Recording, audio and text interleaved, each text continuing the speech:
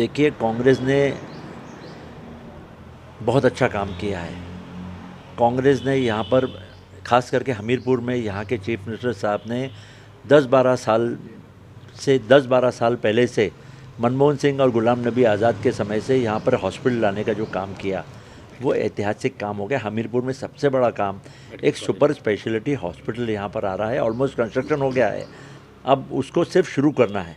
और ये एक पूरा का पूरा क्रेडिट हमीरपुर के लोगों को और हमीरपुर के जो यहाँ के नेता है सुखविंदर सुक्खू साहब, ठाकुर साहब, उन्होंने ये बहुत ऐतिहासिक काम किया है।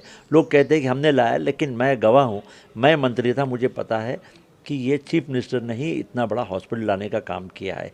और दूसरी तरफ आप देखिए कि साइबेरियन बर्ड ने कुछ भी काम नहीं किया। हर बार आता है, कभी बैट बांट देता है, कभी हेलमेट बांट देता है। लोग खुद कह रहे हैं कि अभी हेलमेट और बैट हमें नहीं चाहिए, हमें रोज़गार चाहिए, क्योंकि आपने खुद कहा था कि हर साल हम 2 करोड़ लोगों को रोज़गार देंगे।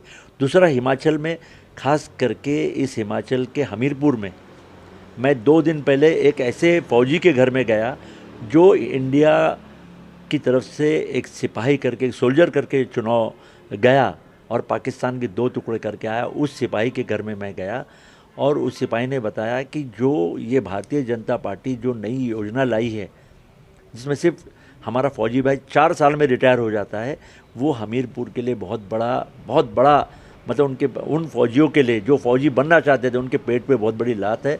तो ये काम बहुत गलत हुआ है। ये पहली बार देश के इतिहास में, देश की आज़ादी के बाद में, जो हमारी फ़ौज पे हमें गर्व था कि पूरी दुनिया में सबसे अच्छी फ़ौज है, उस फ़ौज को भी भारतीय जनता पार्टी की सरकार ने या मोदी की सरकार ने इन्होंने नहीं छोड़ा और उसको नई स्कीम लाके 4 साल का लाके रख दिया।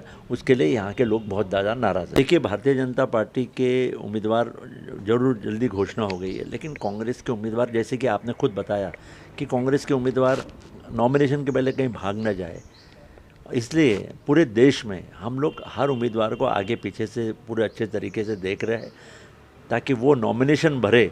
तो हम अच्छे नॉमिनेशन भरने की कोशिश कर रहे हैं। कल भी 3 सीट डिक्लेयर हो गई, लोकसभा की, कांगड़ा की और हमीरपुर की सीट डिक्लेयर हो गई। अब सिर्फ लाहौल स्पीति बचा है, वो भी तय हो गया है। अब ऑनलाइन मीटिंग हो जाएगी इसकी पार्लियामेंट्री बोर्ड की, और वो भी टिकट बहुत जल्दी डिक्लेयर हो जाए। देखिए, कांग्रेस के कैंडिडेट लेट हुए हैं लेकिन दुरुस्त हुए हैं। अब जो कैंडिडेट आए हैं, आनंद शर्मा जी आए हुए हैं, और यहाँ पर भी हमीरपुर में बहुत दिनों से जो इंतज़ार था, यहाँ का भी जो कैंडिडेट है वो उम्मीदवार डिक्लेयर हो गया है। यहाँ के लोगों में चर्चा है कि भारतीय जनता पार्टी का जो उम्मीदवार है वो साल में 1-2 बार आता है, साइबेरियन बर्ड की तरह है।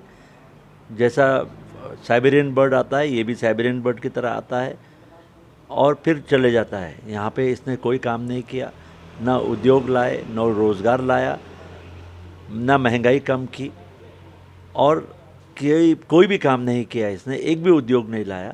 और लोगों के अंदर में बहुत रोष है, पूरे हमीरपुर के अंदर में। और यहाँ पर इस बार कांग्रेस जीतने वाली है और कांग्रेस ने बहुत ही अच्छा उम्मीदवार दिया हुआ है। इलेक्शन को कंप्लेन किया है, जो इलेक्शन प्रोसेस है वो हमने पूरा किया है, लेकिन आप 15 साल 20 साल पुराने उनके ऊपर केसेस ला रहे हैं और उनको बोलते हैं कि हम आपको जेल भेज देंगे, और इस तरीके से कहीं पे ईडी का धमकी देते हैं, कहीं सीबीआई की धमकी देते हैं, कहीं जेल जाने की धमकी देते हैं। और ये सच्चाई है। देखिए, मैं बम्बई से मंत्री रहा हूँ 10 साल।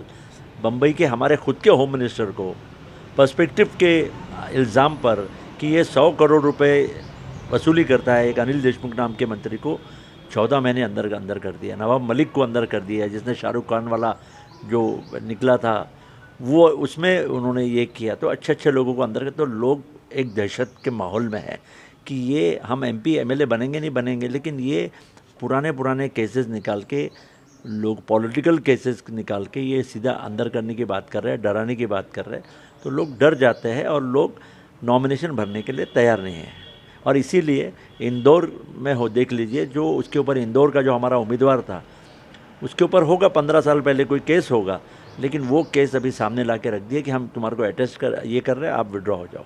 इस तरीके की धमकियां देकर, क्योंकि अब भारतीय जनता पार्टी अब बौखला गई है।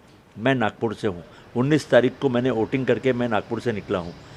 19 तारीख की रात को नरेंद्र मोदी नागपुर आए थे, रात भर रुके, बम्बई की इंटेलिजेंस, दिल्ली की इंटेलिजेंस को वाले बुलाए, और वहाँ पे उनको आरएसएस वालों ने कहा कि इस बार आप प्रधानमंत्री नहीं बनोगे। और उस दिन से जब से आरएसएस ने इनको ये कह दिया है, वो नरेंद्र मोदी जी बौखला गए हैं। कहीं हिंदू मुस्लिम की बात कर रहे हैं, हर जगह जाके वो उन्होंने अपना बैलेंस खो दिया है। देखिए, इन्होंने देश के लिए कुछ नहीं किया जो मनमोहन सिंह की सरकार ने किया था। ये बीजेपी करके नहीं कर रहे थे, ये मोदी को ब्रांड बना रहे थे, अपने आप को बनाने का काम कर रहे थे, और उसमें टोटली फेल हो गए। अब भारतीय जनता पार्टी जो है बैकफुट पे है, क्योंकि अब उनके समझ में आ गया जो 303 सीट थी, अब हमारा दावा है कि 150 पौने 200 सीट पर बीजेपी सिमट जाएगी।